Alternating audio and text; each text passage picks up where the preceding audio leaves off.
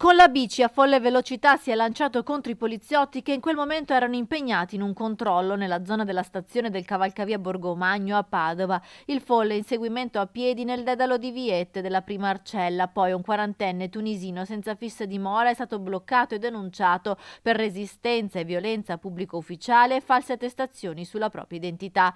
Lo straniero alla vista dei poliziotti ha accelerato la sua corsa in bici investendo uno degli agenti impegnato nei controlli che a causa del forte impatto è caduto a terra. Il quarantenne tunisino ha poi tentato di fuggire di corsa, a piedi, ma è stato rincorso da un altro poliziotto e infine raggiunto e bloccato a poca distanza dal cavalcavia da un'altra pattuglia. L'uomo era già noto alle forze dell'ordine per precedenti per spaccio di droga. Il questore ha così disposto il trasferimento al centro per il rimpatrio di Gorizia, dove verrà allontanato dall'Italia. L'agente ferito è stato trasportato in ospedale per tutti gli accertamenti e le cure del caso, ma non ha riportato lesioni gravi.